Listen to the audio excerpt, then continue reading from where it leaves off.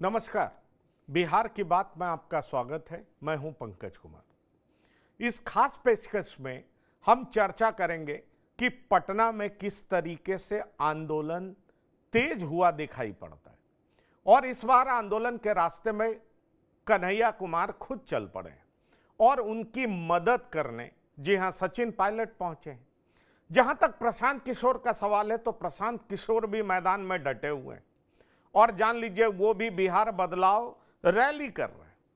सवाल ये उठता है कि जिस तरीके से युवाओं को, जी हां 8 करोड़ युवाओं को अपनी तरफ आकर्षित करने का होड़ मचता हुआ दिखाई पड़ रहा है, वो भी प्रशांत किशोर और कन्हैया के बीच, उसमें क्या कहीं तेजस्वी चूक जाएंगे? सवाल यह भी उठता है कि जिस तरीके से रोजी रोजगार की बात और शिक्षा की बात हो रही है और पलायन रोकने की बात हो रही है, इसका मतलब क्या निकाला जाए कि ये दोनों नेता तेजस्वी यादव के रास्ते में बाधक बन रहे हैं। आखिरकार कन्हैया इतने आक्रामक क्यों हो गए और कन्हैया को पूरा साथ कांग्रेस पार्टी का साफ मिलता हुआ दिखाई पड़ रहा है। इतना ही नहीं, कन्हैया अब तमाम जो प्रदर्शन है उसको लीड कर रहे हैं बिहार और वो एक चेहरे के तौर पर दिखाई पड़ रहे हैं। दूसरी तरफ प्रशांत किशोर लगातार पिछले कुछ सालों से वहां पर ये करते हुए दिखाई दे रहे हैं। इसका मतलब क्या समझा जाए कि जिस युवाओं को जोड़ने का प्रयास तेजस्वी यादव ने साल 2020 में किया था, क्या कन्हैया और प्रशांत किशोर उसमें पलीता लगा देंगे? फिर पप्पू यादव की भूमिका क्या होगी? क्योंकि पप्पू यादव भी आक्रामक दिख रहे थे कांग्रेस अधिवेशन के बाद, तो पप्पू यादव की भूमिका क्या रहने वाली है? क्योंकि पप्पू भी युवाओं को लेकर के अक्सर मुखर देखे गए हैं। ऐसे में अभी कांग्रेस की पदयात्रा में पप्पू तो दिखाई नहीं पड़े, लेकिन पप्पू की आगे की भूमिका क्या होगी? और ये सब लोग मिलकर कहने को तो नीतीश सरकार को फेंकने की बात करते हैं, लेकिन क्या तेजस्वी को चोट पहुंचाने जा रहे हैं?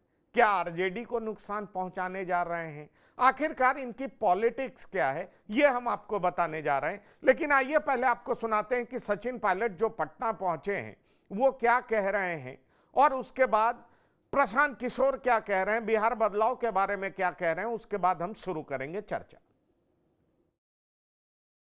ये जो पलायन हो रहा है बिहार में लाखों की तादाद में, उसको सरकार को रोकना चाहिए। हम सरकार की जवाबदेही मांग रहे हैं और सड़कों पे आज मार्च किया 26 दिन तक नौजवानों ने।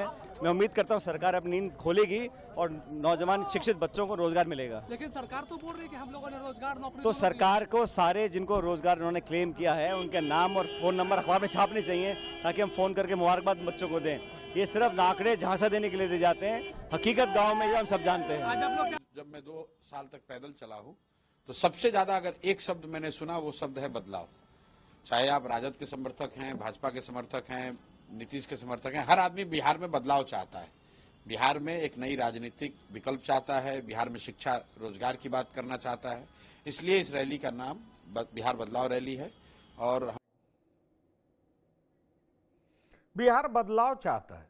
बदलाव का मतलब नीतीश से बदलाव चाहता है या प्रशांत किशोर कह रहे हैं आरजेडी से भी बदलाव चाहता है? क्योंकि 35 सालों से इन्हीं दोनों का शासन रहा। सवाल यह उठता है कि क्या यही बात कन्हैया कुमार भांप रहे हैं? क्या यही बात प्रशांत किशोर सोच रहे हैं? और इन लोगों की नजर 8 करोड़ युवाओं पर है। आखिरकार क्या सोच रहे हैं और बदलाव कैसे होगा? क्या इनकी राजनीतिक जमीन इतनी मजबूत है कि आरजेडी और नीतीश कुमार बीजेपी से अलग कोई सरकार बनने की गुंजाइश है?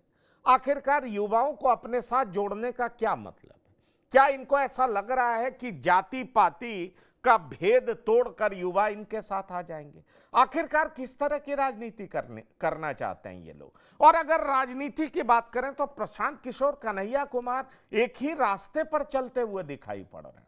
दोनों की नजरें मुसलमान वोट बैंक पर भी है, दोनों की नजरें युवाओं पर भी है, दोनों रोजगार की बात कर रहे हैं, दोनों शिक्षा की बात कर रहे हैं, दोनों पलायन रोकने की बात कर रहे हैं। तो आखिर दोनों की बातें एक है, तो फिर क्या रास्ते अलग अलग क्यों हैं? और ये रास्ते अलग अलग हैं तो क्या आगे जाकर ये जुड़ सकते हैं? संभावना क्या है? राजनीति किस ओर जाएगी? इन तमाम चीजों के बारे में हम आपको बताने जा रहे हैं कि बिहार में आगे क्या होने जा रहा है। हमारे साथ कुछ मेहमान जुड़ रहे हैं जिनसे आपका परिचय करा दें। हमारे मेहमान डॉक्टर संजय कुमार जुड़े हैं, राजनीतिक विश्लेषक, आपका बहुत स्वागत है।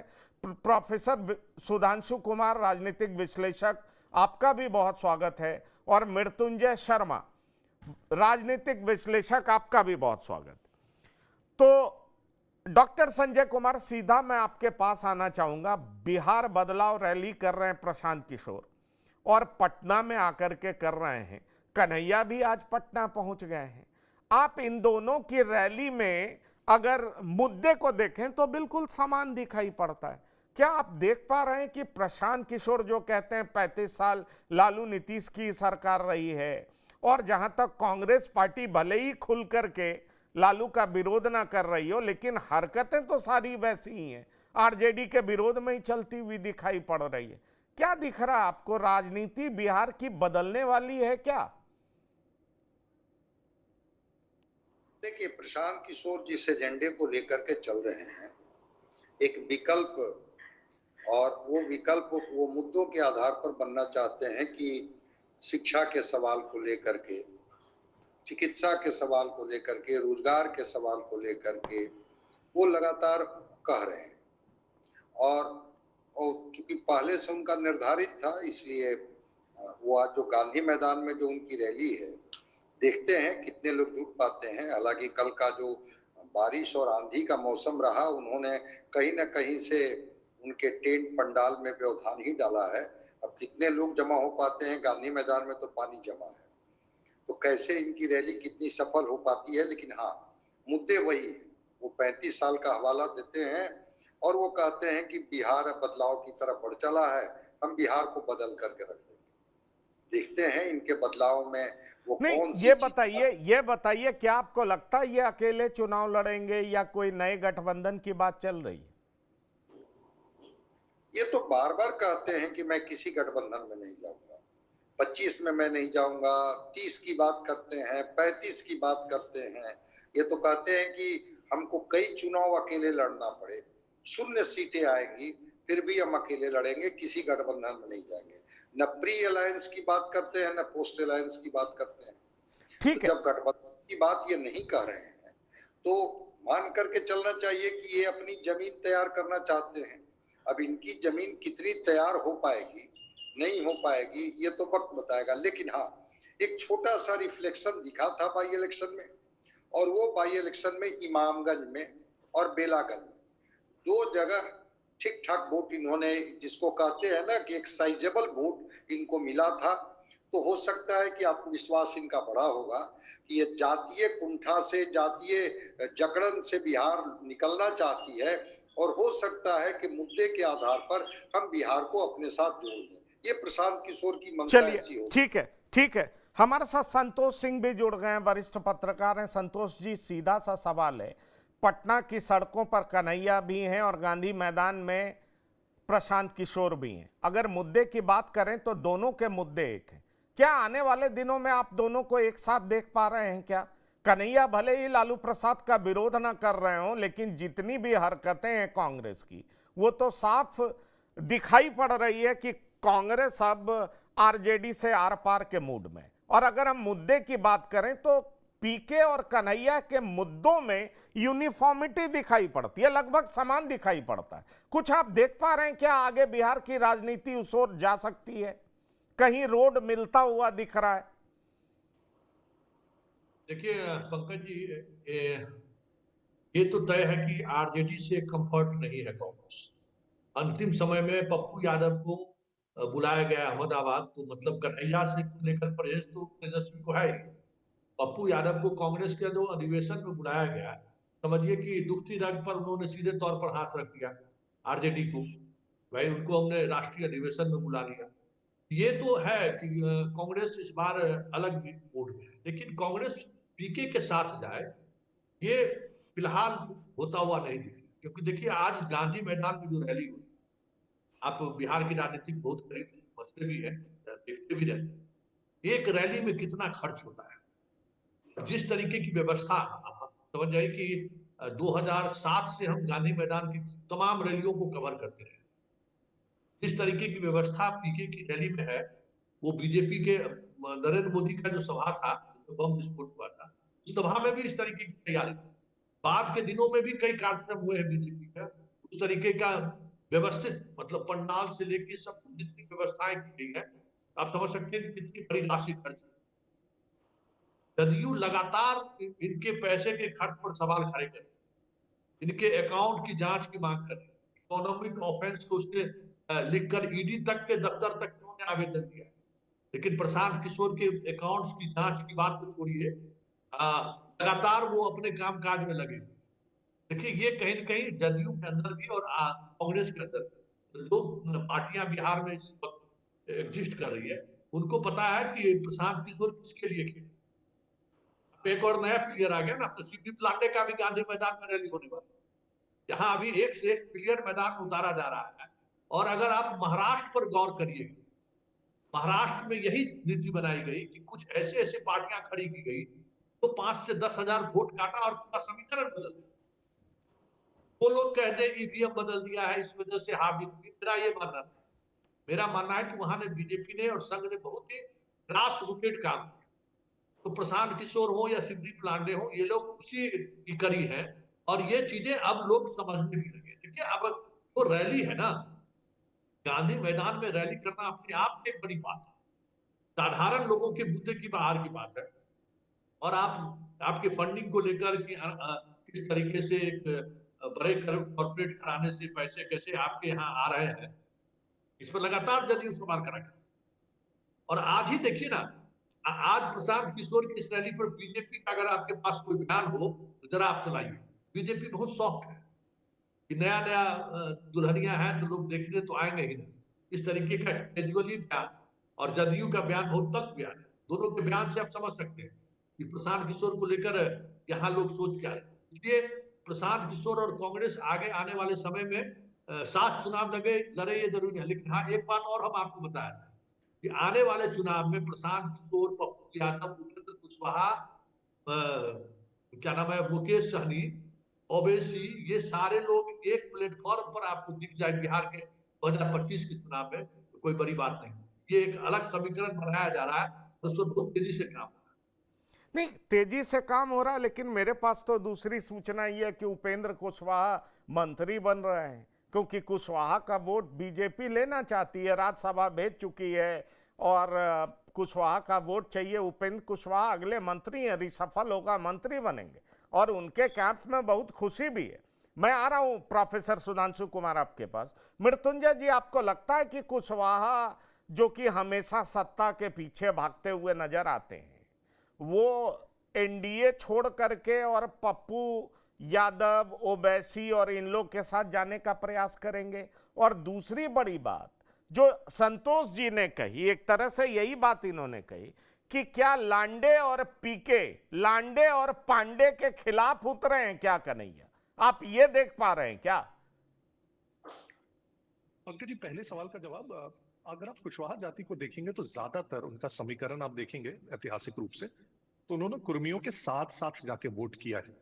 और 90 के दशक में एक तरह से जिस तरफ यादव वोट करते थे, कुशवाहा जनरली आप देखेंगे उसके एंटी कैंप में वोट करते रहे हैं, क्योंकि लालू यादव जी ने कुर्मियों कुशवाहाओं को एक तरह से दरकिनार कर दिया था और ये बहुत स्ट्रॉन्ग फीलिंग थी उनमें। तो राजद के साथ वो नहीं जाते दिखे हैं पिछले, अगर आप 30-35 वर्षों से देखेंगे। अलग अलग जगहों पे कैंडिडेट्स को थोड़ा बहुत वो लोग सपोर्ट करते हैं, लेकिन मोटा मोटी अगर पिछले 20 वर्ष में माने तो नीतीश कुमार जी के साथ ही, और जिस तरफ नीतीश जी रहते हैं उसी तरफ मोटा मोटी ये वोट बैंक जाता है। कुशवाहा जी के आने से मेरे ख्याल से उसको और थोड़ी मजबूती मिलेगी, लेकिन उनके जाने से कुछ बहुत बड़ा नुकसान नहीं होगा। हमें दोनों फैक्टर्स को प्ले करना होगा। तो मुझे लगता है कि अगर मंत्री पद दिया भी जाता है तो इस संशय से दिया जाएगा कि जो भी थोड़ा बहुत शायद स्प्लिट हो, अगर हल्का सा भी कुछ वोट इधर उधर छटके, उसको भी रोकने का प्रयास किया जाए, पहला।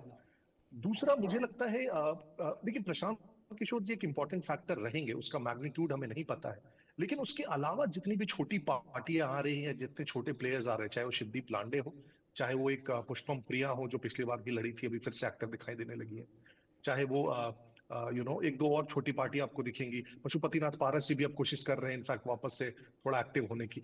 मुझे नहीं लगता है कि इन लोगों का बहुत ज्यादा प्रभाव पड़ने वाला है, क्योंकि जनता ये देखती है कि इलेक्शन के समय कोई आकर पार्टी बनाता है या एक्टिव होता है तो उसको जनता बहुत ही संशय की निगाहों से देखती है। और आप देख लेंगे इस प्रकार की जितनी भी पिछली पार्टियां बनी है, चाहे वो जाति आधारित हो या वर्ग आधारित हो, सफल नहीं हो पाई। प्रशांत किशोर जी के पास एडवांटेज क्या है कि पिछले 2-3 वर्षों से उस पर काम कर रहे हैं और एक तरह से थोड़ा कनेक्ट बन गया है पद यात्रा ये सब के माध्यम से। लेकिन वहां भी मुझे थोड़ा सा संशय है पंकज जी। संशय इसलिए है कि देखिए प्रशांत किशोर जी अपनी पूरी पार्टी को और जो यात्रा है उसको उसको गांधी जी के सत्याग्रह से कई बार कंपेयर करते हैं। और उनका जो एक अभी पटना के मरीन ड्राइव के पास उन्होंने अपना पूरा कैंप भी बना रखा है, उसको सत्याग्रह आश्रम वगैरह कुछ नाम दिया है। लेकिन अगर आप उसके डिटेल्स में जाएंगे, फैक्ट्स में जाएंगे, तो प्रशांत किशोर जी का जो पूरा मूवमेंट है, मैं बहुत रिस्पॉन्सिबिलिटी के साथ बोल रहा हूँ, वो बहुत पैसे पे आधारित है, बहुत धनबल पे आधारित है। तो जितने सारे लोग आपको वहां पे दिखेंगे उसमें से 90-95% लोग सैलरीड होंगे, उनको किसी न किसी रूप में सैलरी दी जा रही होती है। तो एक कॉरपोरेट की तरह वो लगता है। जितने बाइकर्स चलेंगे उनकी भी सैलरी निर्धारित है, जो फील्ड पे काम कर रहे हैं उनकी भी सैलरी निर्धारित है, सबकी सैलरी निर्धारित है। तो अगर आपको कोई तो मूवमेंट को आप तो ऑर्गेनिक मानना बड़ी है और बात कह खासकर रहे हैं चुनावी मृत्युंजय जी, आप ये बड़ी बहुत बात कह नोट रहे हैं। है। सरकार में आने से पहले ही उन्होंने रोजगार दे दिया है। ऐसे नेताओं की जरूरत है बिहार में। पंकज जी, लेकिन ये रोजगार कितने दिनों तक चलेगा ये भी दिक्कत है ना। वो चुनाव तक तो ये सैलरी देते जाएंगे, लेकिन उसके बाद अगर सरकार में नहीं आते हैं तो इन्हीं लोगों का क्या होगा, इस पे बहुत संशय है। तो मुझे वही लगता है कि अगर किसी को चुनावी राजनीति में सफल होना है तो एक ऑर्गेनिक मूवमेंट होना होगा। किसी एक नेता के बुलाने पे 1000 लोगों को ऐसे ही आना होगा। अगर वो पैसे देके हर एक व्यक्ति को बुला, देखिए पैसे की जरूरत हर जगह पड़ती है, वो सभा होगी गांधी मैदान में बिल्कुल पड़ेगी, मैं उससे इनकार नहीं करता हूं। लेकिन अगर सैलरीड सारे आपके एम्प्लॉयज हों और इस कारण से वो आपके जुड़े हुए हों, तो उसके ऑर्गेनिक फील पे मैं थोड़ा सा संशय रखता हूं। मैं ये भी मानता हूं कि प्रशांत किशोर बहुत सारी सीटों पे एक थर्ड फैक्टर का रोल प्ले करेंगे। जहां कहीं भी महागठबंधन के कैंडिडेट और एनडीए के गठबंधन दोनों से नाराजगी है, तो आप देखेंगे थर्ड ऑल्टरनेट के रूप में प्रशांत किशोर को वोट जाएगा। तो जब वोट परसेंटेज वाइज आप देखेंगे तो हो सकता है काफी एक साइजेबल परसेंटेज इनको मिले पूरे बिहार के ओवरऑल चुनावी गणित में। लेकिन जब वो सीट के कन्वर्जन में बात आएगी तो वहां पे मुझे बहुत डाउट है कि ये डबल डिजिट्स में भी जा पाएंगे पंकज जी। चलिए, मैं अगला सवाल यही प्रोफेसर सुधांशु कुमार जी से पूछना चाहूंगा कि प्रोफेसर सुधांशु कुमार जी, ये लांडे, पांडे और पीके तेजस्वी के लिए खतरा है या ये लांडे और पांडे पीके के लिए खतरा है? और दरअसल अगर पीके को काउंटर बैलेंस कर रहे हैं तो निश्चित तौर पर जो पीके की मंशा बताई जाती है कि वो जेडीयू को चेक करने आए हैं, वो बीजेपी की बी टीम है, तो क्या ये बीजेपी को चेक करने की कवायद है? कैसे देख रहे हैं आप इसको? नहीं, एक चीज तो ये है कि जो अब आ रहे हैं वो बहुत ज्यादा इम्पैक्ट कर पाएंगे, वो तो मुझे नहीं लगता, क्योंकि बहुत समय कम है और कोई अपनी आइडेंटिटी भी नहीं है। अभी जो लांडे आए हैं, ठीक है, वो पुलिस अधिकारी के रूप में उन्होंने कुछ दिन काम किया, लोगों ने पसंद किया था, पर राजनीतिक दल के रूप में जाएंगे तब भी लोग पसंद करेंगे या उनको कोई वोट उस वजह से मिलेगा, मुझे इसकी कोई संभावना नहीं थी। पर देखिए, पीके की जहां तक बात है, वो लंबी मेहनत हो गई है, 3 साल लगभग कर रहे हैं और लगातार वो व्यक्ति ग्राउंड पे रहे हैं वो। और जैसा अभी हमारे साथी ने कहा भी कि जो एक राजनीति में आजकल जो एक बड़ी बात है, आपको याद होगा अभी मल्लिका जी ने अपने अधिवेशन में कहा कि भाई 3 तरह की बातें वो कह रहे थे, लेकिन एक चीज पे उन्होंने जोर दिया कि भाई धनबल हमारे नहीं है। तो बिहार की राजनीति के हिसाब से पीके जितने बड़े धनबल के साथ वहां पर उतर रहे हैं वो एक बड़ी बात है। लेकिन एक चीज जो अभी जो हमारे साथी कह रहे थे उसमें एक चीज मैं जोड़ देता हूँ, फिर हम आपके अगले सवाल पे आते हैं। मैं कुछ लोगों को जानता हूं जो पहले भी एक दल है, मैं नाम नहीं ले रहा हूं, मतलब दल क्या कह लें, एक संगठन है जो किसी दल के पीछे खड़ा रहता है, उसके कई साथियों से, कई जो उनके साथ काम कर रहे हैं उनको भी मैं देखा हूं। 8,000 रुपये महीने मिलेंगे, मोटरसाइकिल मिल रहा है और पेट्रोल भरने का खर्चा सारा मिल रहा था। वो काम की तरह उस काम को कर रहे थे, लेकिन उनके खुद भी उस पार्टी के विचार से या उस संगठन से वाकिफ नहीं रहते थे और वो मतलब बाहर आकर क्रिटिसाइज करना कि अरे हमारा तो जॉब है तो हम कर रहे हैं। तो जब आप पैसे लगाकर लेकर आएंगे तो वो कार्यकर्ता जॉब की तरह ही काम करता है, वो आपको बहुत ज्यादा वोट की तरफ ले जाएगा ऐसा नहीं। हाँ, लेकिन एक जो आभा मंडल बनाने की बात होती है, औरा खड़ा करने की जो बात होती है, उसमें पीके पूरी तरह से अभी सफल है, उसमें तो कोई डाउट नहीं है। और अपने लेवल पे वो जमीन पे मेहनत कर रहे हैं, क्योंकि कोई भी इनके मतलब जो भी पीछे जो आप मान लीजिए जो स्टैब्लिश लीडर है, तेजस्वी हैं या नीतीश जी हैं या बीजेपी के लोग हैं, या इनफैक्ट कांग्रेस ने अब शुरू किया है, लेकिन वो लास्ट 3 ईयर से इस पे काम कर रहे हैं, इसलिए उनका एक स्पेस तो अब उनका बना हुआ है। अब कोई जाएंगे तो वो कोई स्पेस उनको मिल जाएगा, वो संभव नहीं है। जो सेकेंड पॉइंट है कि वो एक बी टीम वाली बात है, देखिए ये जिस तरह से मतलब चीजें बड़े व्यवस्थित ढंग से चल रही है पीके के यहाँ से, तो ये शक तो लोगों को है कि भाई कोई न कोई एक शक्ति है। और आप एक चीज देखेंगे कि परसों या शायद संभव तक कल ही जो चौबे जी का बयान है, और मतलब एक तरह से बीजेपी अपने तरीके से पूरा इशारा कर रही है कि भाई नीतीश जी अब आप छोड़ दीजिए, और बीजेपी कहीं न कहीं अपने को लीडिंग पोजीशन पे ड्राइविंग सीट पर लाना चाहती है। तो अगर लाना चाहती है तो उसके पिछले इलेक्शन में हमने उस खेल को देखा है, उसमें कोई डाउट तो है नहीं कि एक पार्टी को किस तरीके से इस्तेमाल किया था बीजेपी ने, और बीजेपी के लोग उस पार्टी का टिकट लेके चुनाव लड़े हम सबके सामने है। तो बीजेपी दोबारा वो प्रयास नहीं करेगी, इसमें हम क्यों मतलब मान लें कि हो सकता है बीजेपी उसके पीछे हो, प्रयास कर रही हो, और उनकी लगातार ये कोशिश है। और जो हालात आज नीतीश जी की बनी हुई आप देखिए, कई बार हम लोगों ने उस पर पीछे भी आप ही के चैनल पे एक बार चर्चा हुई, जो उनका व्यवहार कई बार रहता है पब्लिक प्लेटफॉर्म के ऊपर, तो लोगों के मन में ऐसे ही एक शक सुबह जा रहा है। तो कई लेवल पर काम अभी हो रहा है, और बिहार एक तरह से आज के दिन में जो मुझे लगता है कि राजनीतिक रूप से बहुत सबसे ज्यादा अगर कोई ऑल पार्टीज, मतलब चाहे वो कांग्रेस हो, आरजेडी हो, बीजेपी हो, जेडीयू इनफैक्ट कई बार कम मुझे दिख रहा है, कांग्रेस जैसा संगठन जो है इतनी मजबूती से वहां पर उतरा हुआ है और अनेक तरह के काम हो रहे हैं। तो ये मुझे लगता है। और एक चीज मैं आपको बता दूं कि ये पिछली बार आप लोग के हम लोग डिस्कस यहाँ पे कर रहे थे, लेकिन अब मुझे जो पिछले एक आध महीने में जो पूरा ये घटनाक्रम कांग्रेस का देखकर लग रहा है कि जो पीके को लेकर जो डर था इंडिया अलायंस के अंदर, मुझे लगता है पक्का पीछे जो अभी किसी साथी ने बेलागंज और इमामगंज की बात करी, बेलागंज और इमामगंज का रिपोर्ट एज ए राजनीतिक विश्लेषक मेरे लिए भी चौंकाने वाला रिजल्ट था। उसको ही मतलब आसान रिजल्ट नहीं है, उसमें जिस तरीके से पीके के लोग दोनों कैंडिडेट्स को जिस तरह के वोट आए, हमारे हिसाब से हम लोग सोचते थे कि 2000 3000 5000 तक ले जाएंगे, ठीक है, एक उन्होंने आभा मंडल खड़ा किया, उसके उसमें आकर लोग 3 4 5 हजार तक लोग उसको वोट कर सकते, लेकिन वो नंबर ज्यादा है। तो मुझे लगता है इसलिए जो अभी ये बात अभी शायद आपने अपने ओपनिंग रिमार्क्स में कहा कि भाई आरजेडी बड़ा अनकंफर्टेबल, मुझे नहीं लगता। अब दोनों के बीच में अब एक अंडरस्टैंडिंग कांग्रेस और आरजेडी के बीच में बनी हुई है, और कांग्रेस जो सारी कवायद कर रही है उसमें 2 लेवल पर काम है जो मेरी राजनीतिक समझ है। एक तो जो जेडीयू का वोट बैंक है, क्योंकि अगर आप ध्यान करोगे तो कांग्रेस ईबीसी पे बहुत ज्यादा काम कर रही है, अत्यंत पिछड़ी जातियों के ऊपर उनका एक बड़ा काम चल रहा है, अभी कार्यक्रम भी हुआ है पटना में।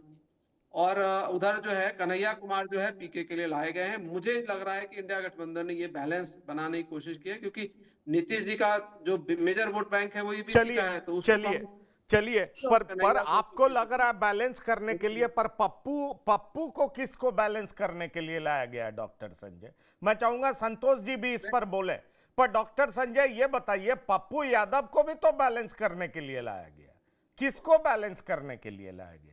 या क्या पप्पू यादव को देख करके तेजस्वी यादव बड़े आह्लादित होंगे कि पप्पू के आने से पूरा यादव वोट बैंक कंसोलिडेटेड हो जाएगा, सीमांचल में जो मुसलमान इधर उधर जा सकता है वो इंडिया गठबंधन में आ जाएगा?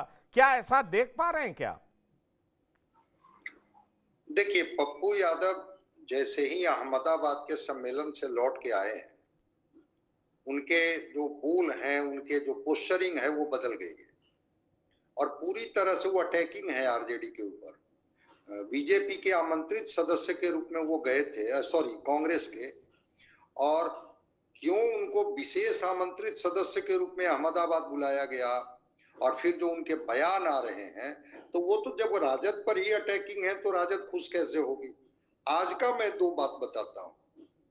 जैसे ही तेजस्वी यादव से प्रतिक्रिया पूछी गई कि भाई कांग्रेस तो पलायन रोको यात्रा निकाल रही है, नौकरी दो यात्रा निकाल रही है, तो तेजस्वी यादव ने एक लाइन में कहा कि हाँ, इसको शुरुआत मैंने ही की थी, और एक तरह से उनका इशारा यह था कि हमने जो किया अब इसी को ये लोग पुनरावृत्ति कर रहे हैं।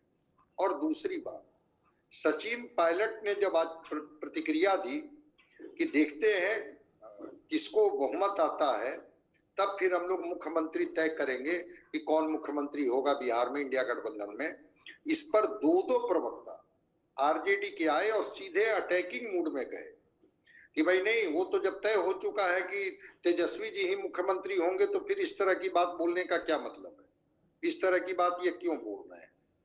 तो कांग्रेस भी अब इस मूड में आ गई है कि बहुत आरजेडी के साथ नजदीक होने नहीं जा रही। दूसरी तरफ वो जो लालू यादव के समधी हैं कैप्टन अजय यादव, उनको हटा दिया गया है, उनकी जगह पर दूसरे व्यक्ति को ओबीसी मोर्चा का अध्यक्ष बना दिया गया है, वो कांग्रेस ने निर्णय लिया। तो अगर लालू से बहुत अच्छे संबंध होते तो कन्हैया को उतारना उसी इशूज पर जिस पर कभी 2020 का नैरेटिव तेजस्वी जी ने बनाया, ये पप्पू यादव को विशेष आमंत्रित सदस्य के रूप में अहमदाबाद बुलाना और फिर उनके बयान पब्लिक डोमेन में है जो उन्होंने प्रेस को ब्रीफ कर रहे हैं, किस तरह से वो अटैकिंग है और कांग्रेस के बारे में कितना वो ताकत भर रहे हैं कि नहीं कांग्रेस तो इस बार कमाल कर देगी बिहार में। और तीसरी बात, आज फिर सचिन पायलट का बिहार में आके ये कहना कि ये अभी कैसे तय हो जाएगा कि कौन मुख्यमंत्री होगा, जबकि लालू प्रसाद जी मोतिहारी में कह चुके हैं कि कोई माई का लाल तेजस्वी यादव को मुख्यमंत्री बनाने से नहीं रोकेगा और तेजस्वी यादव खुद बोल चुके हैं ठीक है कि भाई आप मुख्यमंत्री बिल्कुल बनाइए, बिल्कुल तो उसकी बिल्कुल हमारी ताकत देखिएगा। एकदम आप ठीक कह रहे हैं। तो वही मैं संतोष जी आपसे पूछना चाह रहा हूं कि ये पांडे और लांडे, ये क्या इनको बैलेंस करने के लिए कन्हैया आए हैं या कन्हैया पांडे लांडे सब मिलकर के तेजस्वी को बैलेंस कर रहे हैं और एनडीए की सरकार लाने जा रहे हैं? दरअसल कई लोगों से आप बात करिए, मैं आज सुबह कुछ नेताओं से बात कर रहा था तो वो आरजेडी के नेता हैं, कांग्रेस के भी नेता हैं जो प्रो आरजेडी, कुछ एमएलएज हैं जिनको लगता है आरजेडी के बगैर तो हम जीत ही नहीं सकते। ऑफ द रिकॉर्ड वो ये कहते हैं, इसीलिए मैं नाम नहीं ले रहा हूं, कांग्रेस के नेता कहते हैं कि अरे भाई ये हरकत तो है नीतीश कुमार को या किसी और बीजेपी वाले को मुख्यमंत्री बनाने का। कांग्रेस की ये हरकत किसी भी तरीके से ये नहीं है कि इंडिया गठबंधन जीते, ये कांग्रेसी भी कह रहे हैं। और आपको बता दें प्रो आरजेडी जो कांग्रेसी एमएलएज हैं जो हर हाल में आरजेडी के साथ चुनाव लड़ना चाहते हैं, उनका कहना है। तो इसीलिए मैं आपसे पूछ रहा हूं कि कन्हैया की ये हरकत लांडे पांडे को बैलेंस करने के लिए है या लांडे पांडे कन्हैया में एक अंडरस्टैंडिंग है और तेजस्वी को संतुलित करने के लिए, कैसे देख रहे हैं आप? देखिए, जो आप कह रहे हैं ना, इससे थोड़ा एक कदम और आगे बढ़े। बिहार की राजनीति को अगर आप उस तरीके से चश्मे से देखना चाहते हैं कि बिहार में सारी राजनीति जो है इस पर केंद्रित है कि बीजेपी अपने दम पर सरकार कैसे बने। आपको एक जानकारी देते हैं पप्पू यादव क्या क्यों। अजीत सरकार हत्याकांड में 7 साल पहले सीबीआई सुप्रीम कोर्ट गई थी और वो मामला सुप्रीम कोर्ट में 7 साल से लंबित था और कल से उस पर प्रोसेस शुरू हो गया है। अब आप समझ लीजिए, तो हम इसलिए बोले कि पप्पू यादव आपको मैदान में दिखेंगे। देखिए, अभी ये नहीं है कि इसको कौन कमजोर करता है, अभी सीधे तौर पर जो महाराष्ट्र मॉडल रहा है ना, उस मॉडल को समझिए। बिहार वो राजद को भी कमजोर करना चाहता है, वो जदयू को भी कमजोर करना चाहता है, वो सीपीआई सीपीएम जितने लोग हैं सबको इतना तरीके से मार्जिनाइज कर देना चाहता है, बस हमें कोई सत्ता में आने से कोई रोक नहीं सकता। खेल वो चल रहा है। कन्हैया पप्पू यादव कहाँ है? कोई कहीं नहीं है। आप जब आप देखिएगा बिहार की राजनीति को, आप एक बताइए, अभी सरकार में है, नीतीश कुमार के उनके साथ है और उनके अधिकारियों पर लगातार रेड हो रहा है। एक इंजीनियर के यहाँ से जो 8 करोड़ रुपया बरामद हुआ है, उनके यहाँ से जो डायरी निकली है, उसके बाद कई आईएएस अधिकारी अंडरग्राउंड हो गए। ये देखिए, बीजेपी चाह क्या रही है बिहार में, जब आप इस पर अगर मनन करिएगा। नीतीश कुमार को लेकर बारे में वो कह ही रहे, कोई प्रधानमंत्री उप प्रधानमंत्री कर रहे हैं, कोई भारत रत्न देने की बात कर रहे हैं, सारी चीजें तो चल ही रही। लेकिन उनको पता है कि नीतीश कुमार को चुनाव से पहले बिहार की राजनीति से हम बेदखल नहीं कर सकते। उनकी सिर्फ यही कोशिश है और 100 से कम सीट, मतलब बीजेपी और जदयू बराबर सीट पर अगर बहुत ज्यादा कंप्रोमाइज होगा तो बराबर की सीट पर लड़ने से ही बीजेपी को फायदा है। अगर नीतीश कुमार चुनाव लड़ने से पहले छोटे भाई की भूमिका में चली आई तो फिर बिहार की राजनीति में क्या होगा कहना मुश्किल, क्योंकि बाहर से ईडी सीबीआई आईबी और वोट वगैरह से जो आप मैनेज कर लीजिए, वोटर को मैनेज नहीं कर सकते। वोटर को मैनेज करने के लिए आपको जो टूल चाहिए वो आपके बीजेपी के नेता को कोई क्लेवर नेता ही नहीं है इनके पास। आप सम्राट चौधरी, एक हमारे मित्र बात कर रहे थे कुशवाहा की राजनीति। लोकसभा चुनाव में ये लालू यादव मैक्सिमम सीटों पर कुशवाहा को चुनाव लड़ाकर पटना साहिब जैसे सीट पर जहां बीजेपी 3 लाख वोट से जीती थी, वहां 1.5 लाख पर आकर कई सीटों पर उन्होंने जबरदस्त लड़ाई दी। कुशवाहा जहां उम्मीदवार देखा वहां चले गए। सम्राट चौधरी का कहीं नहीं चला, जहां कुशवाहा उम्मीदवार उसके साथ चले गए।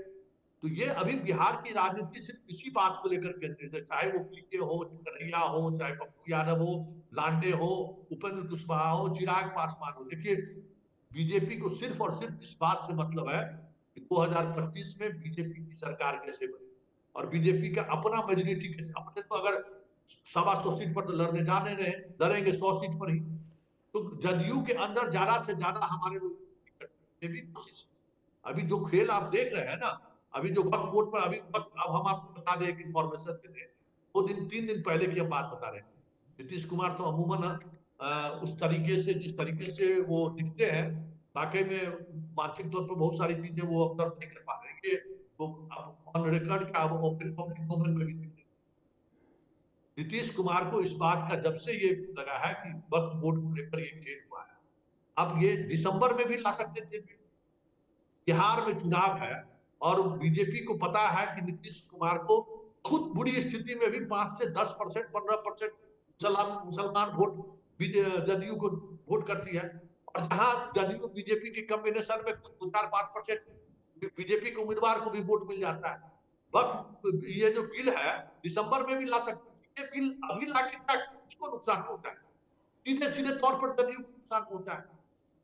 ये सारी कवायद अगर आप देखिएगा बस सिर्फ इसी बात को लेकर है कि 2025 में बीजेपी की सरकार बिहार में बननी चाहिए और इसके लिए दोस्त दुश्मन कुछ भी नहीं है ना, कि वार और लव में सब कुछ जायज।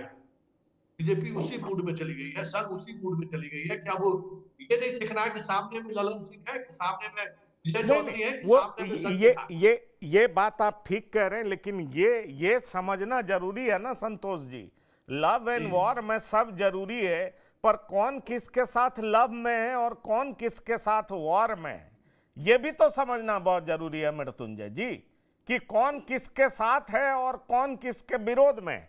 कई बार जो जिसके साथ है दरअसल उसी का विरोध करता हुआ दिख रहा है। ये समस्याएं दिख रही, जैसे कन्हैया और उनकी पार्टी साथ है पर उनके किए हुए कार्यों को आरजेडी सपोर्ट नहीं कर रही है। आरजेडी का मुख्यमंत्री होगा, इसको कांग्रेस सपोर्ट नहीं कर रही है। शुरू करते हैं यात्रा, जैसा कि तेजस्वी यादव ने कहा पलायन रोको, नौकरी दो, ये हमारे द्वारा शुरू की हुई है, लेकिन खत्म करने कन्हैया पहुंच जाते हैं और फिर पता नहीं कब पप्पू कूद जाएंगे। और इन दो नाम से आरजेडी के सुकुमार, युवराज, महाराज सबको नफरत है, इस बात से भी कोई इनकार नहीं कर सकता।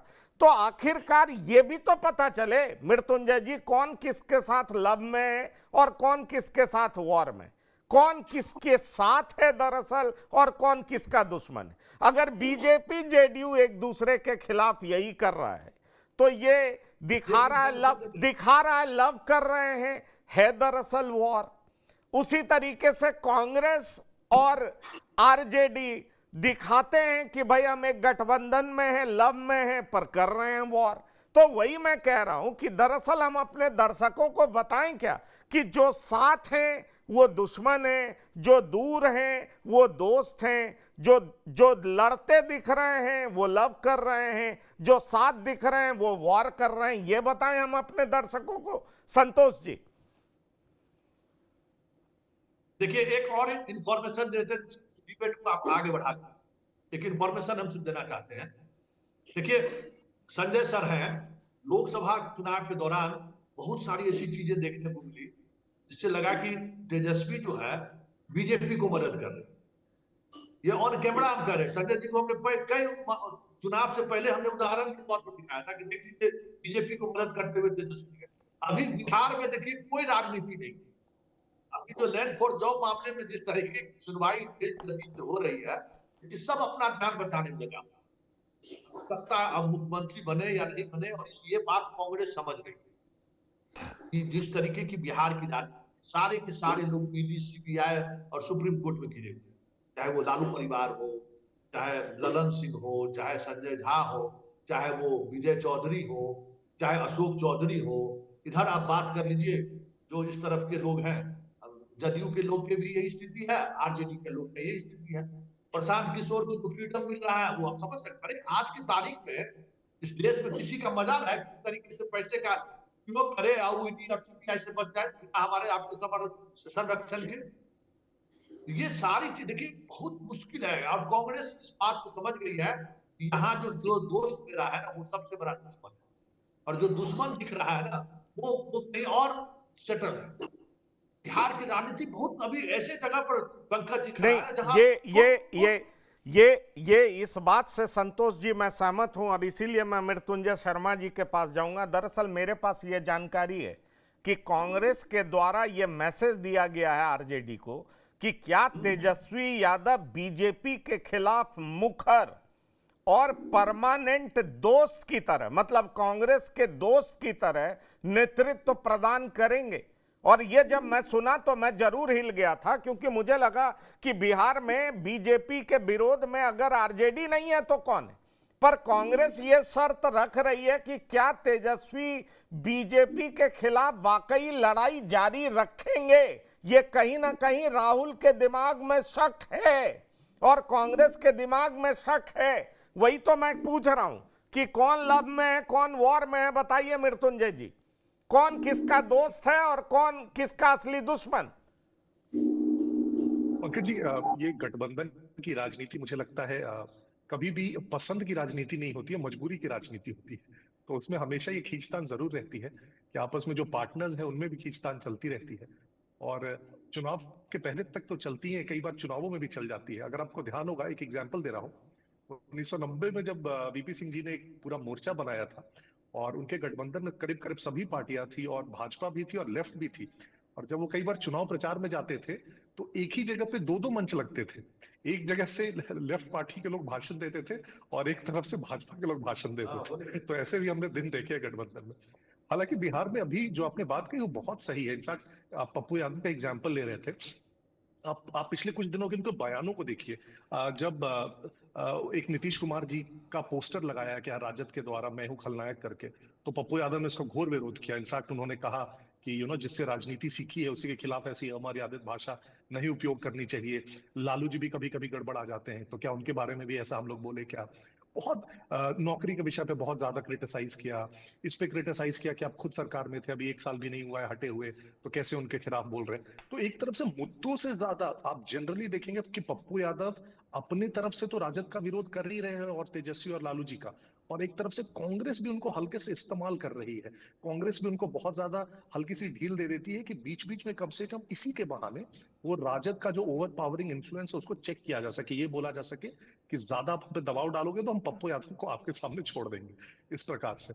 दूसरा, कन्हैया उनके हाथ में एक टूल है ही।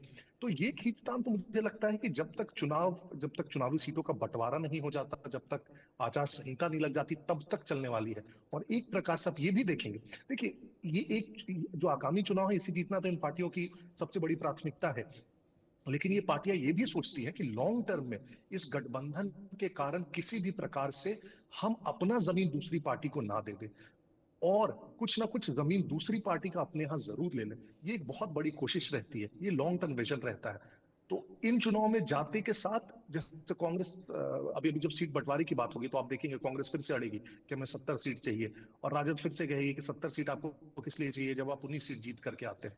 तो वो खींचतान हमेशा चलती रही पंकज जी, और मेरे ख्याल से ये किसी भी गठबंधन में देश में कहीं भी आप देखेंगे, बिहार में थोड़ा ज्यादा विशेष हो जाता है क्योंकि ये गठबंधन अक्सर एक दूसरे से टूटते बनते रहते हैं बहुत लॉन्ग। अगर आप इसमें देखेंगे लॉन्ग टर्म के रूप में तो जदयू और भाजपा का एक आप बोल सकते हैं बीच में 2 हिकअप्स को छोड़ के वो एक थोड़ा लंबे समय से चला रहा गठबंधन है।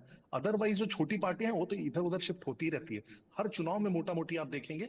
जैसे ज्यादातर पार्टियों का तो अभी तक क्लियर नहीं है, साहनी जी की पार्टी का अभी तक क्लियर नहीं है, अभी तक पशुपतिनाथ जी का क्लियर नहीं है किस तरफ से गठबंधन में जाएंगे। वो आप देखेंगे चुनाव से 1-2 महीने पहले जाके क्लियर होगा कि किस तरफ से ये चुनाव लड़ने वाले हैं, और तब तक ये खींचतान जारी दिखेगी आपको। ये खींचतान जारी दिखेगी, लेकिन प्रोफेसर सुधांशु कुमार, वाकई कांग्रेस का भरोसा आरजेडी से उठ गया है। चलिए ठीक है, पीके बी टीम है, लांडे सी टीम है, ये सारे लांडे पांडे सारे बीजेपी के बी टीम है, सी टीम है, और इसलिए पांडे जी खूब मिठाई बांट रहे हैं। संतोष जी कह रहे हैं जो जो जो गुलछर्रे उड़ाए जा रहे हैं वो बिना मदद का हो ही नहीं सकता, और कोई ईडी सीबीआई का डर नहीं है, ये संतोष जी कह रहे हैं। और सही बात है, ये हमेशा विपक्ष कहता है कि इतने पैसे आ कहां से रहे हैं, ये कोई पार्टी तो है नहीं। अब ऐसे में सवाल उठता है कि ये कर रहे हैं, ठीक है, चलिए ये आवाज उठ रहा है, लेकिन ये बहुत बड़ी बात है कि कांग्रेस को अब तेजस्वी के नेतृत्व पे शक होने लगा है। कांग्रेस को आरजेडी पे पूरा भरोसा नहीं रह गया है, और इसीलिए राहुल गांधी अब बिहार में अपने आप को एसर्ट करने लगे। देखिए, एक चीज तो अभी राहुल जी का जो अभी अधिवेशन वाला बयान है, उसको भी ध्यान जरूर रखिएगा। उनका टारगेट बदल रहा है, ओबीसी, और आरजेडी का वोट बैंक क्या है? ओबीसी। ये लड़ाई तो अभी बिहार में भी होगी, उत्तर प्रदेश में भी होगी, क्योंकि वोट बैंक के ऊपर अब ये लोग वापस कांग्रेस लौटना चाह रही है, तो वहां तो आप एक कॉमनिटी है ना। संतोष सिंह जी के लगभग सारी बातों से मेरी सहमति है, लेकिन मैं आपको एक चीज बता रहा हूं जो मेरे पास जानकारी है। अलायंस तो रहेगा बना, इंडिया गठबंधन का आरजेडी, कांग्रेस और लेफ्ट, ये तीनों साथ रहने वाले हैं, ये अलग नहीं हो रहे। अब अलग नहीं होने के साथ भी जो नहीं, पर अगर अलायंस मजबूरी में रहे भी तो ये घोड़े पे नकेल कसा जाएगा, अब वो फ्रीडम नहीं दिया जाएगा, मजबूरी का अलायंस। क्योंकि भाई दिखाना भी तो है ना वोटर्स को, मुसलमान को, कि देखिए बीजेपी को हराने के लिए हम जहर तक पी रहे हैं, हम गठबंधन कर रहे हैं, एक दूसरे को विलेन ऐसे ही साबित करेंगे ना। नहीं, बिल्कुल सहमति है पंकज जी। देखिए, बात ये नहीं है, अब ये कोई सब कुछ प्रैक्टिकली सामने आया है। मैं क्यों कह रहा हूँ कि संतोष जी की बात से मेरी सहमति है। भाई, लोकसभा का चुनाव होता है, केवल आप इस वजह से किसी दो व्यक्ति को चुनाव में लोकसभा में उतरने नहीं देते हो क्योंकि आप उनको पसंद नहीं करते हो, लेकिन अगर एज ए अलायंस देखा जाए तो इंडिया गठबंधन को उसका नुकसान हुआ ना। तो जब नुकसान हुआ तो उस नुकसान के लिए कांग्रेस क्यों जो वो कांग्रेस के लोगों को आप रोकते हो? नुकसान पूरे अलायंस को भी हो रहा है, कांग्रेस को भी हो रहा है। तो कांग्रेस अब उस तरीके से नहीं जाएगी कि भाई हम, मैं छोटा भाई हूं, आप बड़े भाई, ये वाला नहीं चलेगा। चल, जो वहां पर जो कांग्रेस प्रयास कर रही है कि आप इक्वलिटी पे बात करो, आप भी एक दल हो, मैं भी एक दल हूं, आपकी भी अपनी एक जो राज्य में अपनी पकड़ है, हमारी भी एक पकड़ है, और नहीं है तो हम उसको बनाने की कोशिश कर रहे हैं। और उसके साथ साथ जो बराबरी, और दूसरा एक इंपॉर्टेंट पंकज मैं ये बता रहा हूं, अगर ये जो कांग्रेस अभी कर रही है, अगर वो नहीं किया जाता तो ये जो अभी 70 सीट की दावेदारी है या 60 सीट की दावेदारी है, जो भी निकल कर आएगा, ये लोग तो आप मानकर चलो कि ये 30, 35, 25 ऐसे इस तरह की बातें निकल कर आती है। आरजेडी कहता है कि ठीक है, आप 30 सीट ले लो, 25 सीट ले लो, 27 सीट ले लो, और उसके ऊपर चूंकि जी आपने पिछली दफा परफॉर्म नहीं किया, आपने 19 सीटें केवल जीत कर दी है 70 में से, ये कोई नहीं बताने को तैयार है कि 70 में से 35 सीटें ऐसी थी जिस पर कभी भी आरजेडी जीता ही नहीं था। तो जब नहीं जीता, आपने वो पकड़ा दी, तो कहां से कोई जीत जाएगा? तो ये कोई नहीं बता रहा। लेकिन तो अब कांग्रेस ने इस बात को समझा है कि भैया हम लेंगे तो अपनी जितनी ताकत है उसके हिसाब से सीटें हम ज्यादा लेंगे। अच्छा, देखिए सुधांशु जी, कांग्रेस ने समझ जरूर लिया है, लेकिन डॉक्टर संजय कुमार, आपको नहीं लगता कि बहुत देर कर दी हुजूर आते आते?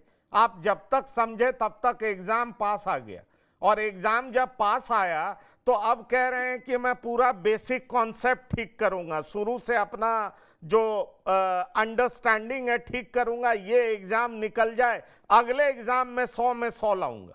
ऐसा ही माना जाता है ना कि कई बार आप अब एग्जाम से पहले तो आपको सैंपल पेपर देखना होगा, जरूरी चीजें करनी होंगी। अब अभी से आप ओबीसी वोट की तरफ देख रहे हैं तो आप आरजेडी को नाराज कर रहे हैं, और इतनी जल्दी ओबीसी वोट आप पे ट्रस्ट क्यों करेगा? तो चलिए, एक लॉजिक ये है कि 2029 की तैयारी है, पर 2029 की तैयारी से पहले अगर 2025 में आपकी कोई ताकत नहीं दिखेगी तो फिर 2029 में वो वोटर आपको वोट क्यों करेंगे जो इसलिए वोट करते हैं कि बीजेपी को हराना है? देखिए, एक चीज तो है, पप्पू यादव के बारे में मैंने कहा ना कि जब वो लौट के आए तो उन्होंने कहा कि भाई हमें 9 सीटें दी गई, मतलब कांग्रेस को, और वो अपनी सीट भी जोड़ रहे हैं कि हम 4 जीत गए, और आरजेडी कितनी सीटों पर लड़ी और वो 4 जीती।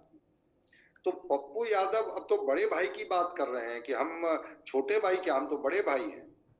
कन्हैया पदयात्रा में कहते रहे कि मैं चाहूंगा कि हर दल शिरकत करे, क्या कन्हैया की पद यात्रा में कोई आया क्या? और आरजेडी के सारे स्पोक्स पर्सन, सारे लोगों ने कहा कि तेजस्वी जी के एजेंडे को ही आगे बढ़ा रहे हैं, और तेजस्वी जी ने कहा कि हाँ, इसकी हमने शुरुआत कर दी थी, अब वो कर रहे हैं। असहज राजद हो रही है और कांग्रेस डोमिनेट करने की कोशिश कर रही है। वो कन्हैया कुमार हो, चाहे वो पप्पू यादव हो और सचिन पायलट हो। ये भी तो, सचिन पायलट ने भी तो आज आकर के कहा कि मुख्यमंत्री बाद में हम लोग तय कर लेंगे। राजद ने कहा कि क्या बात है, मुख्यमंत्री तो तय है कि तेजस्वी होंगे। तो कांग्रेस बिल्कुल, जो कहा जा रहा है, बहुत भरोसा आरजेडी पर नहीं कर रही है। एक तरफ इशारा किया गया कि सीबीआई और ईडी का किस तरह से भारतीय जनता पार्टी इस्तेमाल कर लेगी चुनाव के पहले, ये कहना बड़ा मुश्किल है। इसको लेकर के भी कांग्रेस अपनी तैयारी, जो आप बराबर कहते हैं कि प्लान बी क्या है, प्लान सी क्या है, प्लान डी क्या है, तो कांग्रेस भी हर प्लान पर काम कर रही है। आरजेडी के साथ लड़ना है, अकेले लड़नी है, 29 के लिए लड़नी है, 35 के लिए लड़नी है, लेकिन आरजेडी अब पूरी तरह से बिहार में अपने तरीके से काम कर रही है। और रह गई बात कि कांग्रेस और आरजेडी इस बात को समझ रही है कि आरजेडी अब बहुत हमें भाव दे न दे, कांग्रेस हमें एक गठबंधन बना के रखना है, लेकिन हमें अपनी शर्तों पर आनी है। हम इतनी ही सीट देंगे, चूंकि तेजस्वी यादव को मुख्यमंत्री बननी है। कांग्रेस कह रही है कि नहीं, इतनी सीट देंगे तो हम अपने तरीके से लड़ लेंगे। अब अंतिम तक थोड़ा देखना होगा, चूंकि ये मुद्दा बड़ा कस के उछला पटना में कि भाई तेजस्वी के ही इश्यूज को हाईजैक क्यों कांग्रेस कर रही है, कोई और मुद्दा लेकर के कांग्रेस क्यों नहीं आई। चूंकि 57% आबादी जो युवाओं की बिहार में है वो 25 साल से नीचे की है, तो युवा नेतृत्व को चुनौती देने के लिए अपने ही घर में इनको चुनौती दी जा रही है।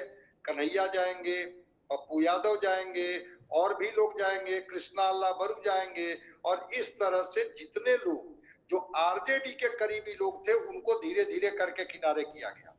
और किनारे कर करके राहुल गांधी, उन्होंने कहा, आज तो पप्पू यादव ने यह भी कहा कि तय तो राहुल गांधी को करना है, लेकिन मैं कहूंगा कि कांग्रेस आरजेडी से जरा भी कमजोर नहीं है, मजबूत स्थिति में है। अब किस आधार पर ये बोल रहे हैं पप्पू यादव, ये तो चलिए मैं चाहूंगा एक क्विक कमेंट और भी ले लूं। संतोष जी, आपको याद होगा अंबानी के बेटे की शादी थी, पूरा लालू परिवार गया था, लेकिन राहुल गांधी नहीं गए थे, और वो भी अंदर अंदर कांग्रेस के भीतर आवाज उठी थी कि अडानी अंबानी के साथ कौन दोस्ती कर रहा है।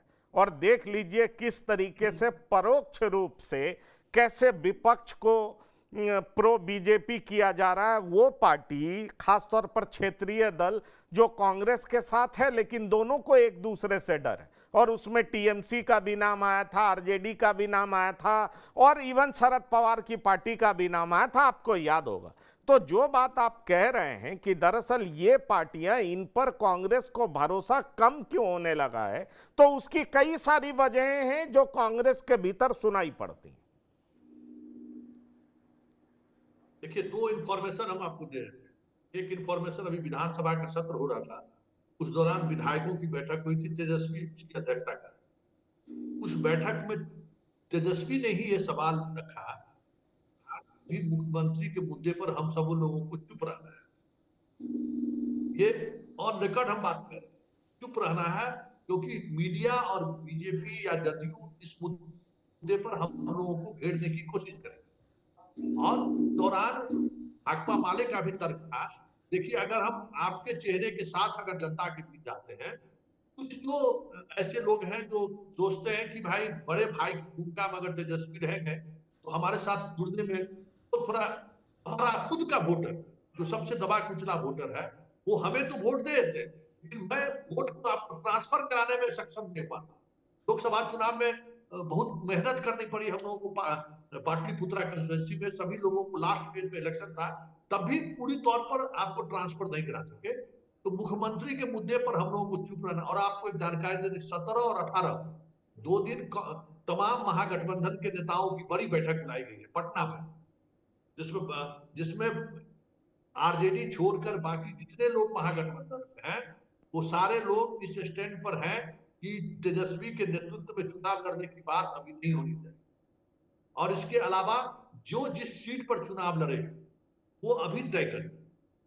और ये आप तो ये उन लोगों का ऑफ द रिकॉर्ड कहना है भाई मुख्यमंत्री पर विवाद कहाँ है?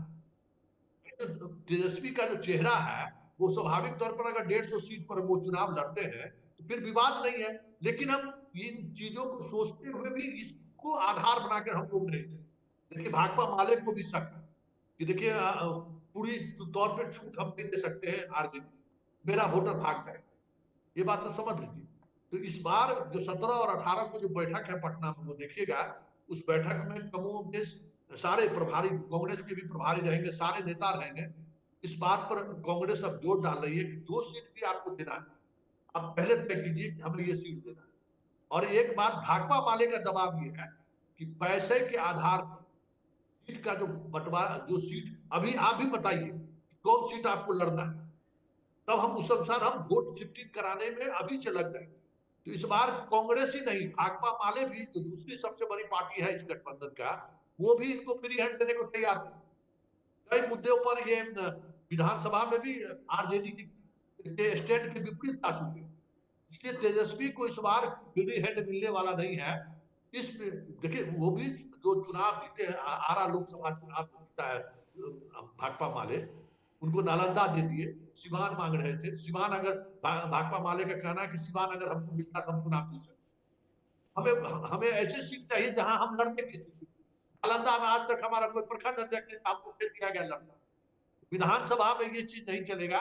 आप मुख्यमंत्री बनिएगा तब न, जब हम लोग विधायक बन जाएंगे। तो ये जो बात हो रही है उसमें बहुत 17-18 की बैठक के बाद बहुत सारी चीजें स्पष्टता के साथ सामने आएगी कि अंदर खाने में चल क्या रहा है। चलिए अंदर खाने में चल क्या रहा है। बहुत डिबेट बहुत इंटरेस्टिंग हो रहा है, लेकिन समय की सीमा हम लोग पार कर रहे हैं। निश्चित रूप से रोज चर्चा करेंगे, पर सवाल यही है कि बिहार की राजनीति में कई सारे प्लेयर्स दिखाई पड़ने लगे और कौन किसके साथ है इसको लेकर के भी चर्चा बहुत तेज हो रही है। पर्दे के पीछे बहुत सारी बातें चल रही थी, लेकिन अब पर्दे के बाहर भी बहुत सारी बातें खुल करके आने लगी कि आखिरकार महागठबंधन का चेहरा कौन होगा, नीतीश कुमार सीएम होंगे कि नहीं होंगे। अचानक से बात आ जाती है उप मुख्यमंत्री बनाना चाहती है बीजेपी, फिर तेजस्वी पे शक होने लगता है कांग्रेस को, फिर ये पांडे जी जो हैं मिठाई इतना क्यों बांट रहे हैं वो भी गांधी मैदान में आकर के, लांडे जी अचानक हिंद सेना क्यों बना ले रहे हैं। तो ऐसी कई सारी घटनाएं हो रही हैं जो लोगों को कंफ्यूज कर रही है कि भाई ये अचानक हो क्या रहा है। पर बड़ा सवाल ये है कि क्या कांग्रेस आरजेडी पर भरोसा कम करने लगी है? ये गंभीर सवाल है, क्योंकि नीतीश सीएम होंगे या नहीं होंगे ये बहुत 2020 से ही चल रहा है। पर क्या वाकई कांग्रेस अब उन्हीं मुद्दों के सारे जनता के बीच में जाना चाह रही है जिसको आरजेडी अपना मुद्दा क्लेम कर रही है? क्या कांग्रेस को आरजेडी पे शक हो रहा है? क्या एंटी बीजेपी है तेजस्वी, इसको लेकर के कांग्रेस के शीर्ष नेतृत्व में कहीं ना कहीं शक है और इसीलिए कांग्रेस का शीर्ष नेतृत्व अपने नेताओं को उतार करके पूरे तरीके से असर्ट करने लगा है। ऐसी कई सारी बातें हैं जिनके जवाब समय आने पर ही मिलेंगे, लेकिन ये बात पावर कॉरिडोर में घूमने लगा है। बिहार की बात में मृत्युंजय शर्मा जी, संतोष कुमार जी, प्रोफेसर सुधांशु कुमार और डॉक्टर संजय कुमार शिरकत करने के लिए बहुत बहुत धन्यवाद और शुक्रिया। तो बिहार की बात में इतना ही। ताजा तरीन खबरों के लिए आप लगातार देखते रहिए TV9। धन्यवाद, नमस्कार।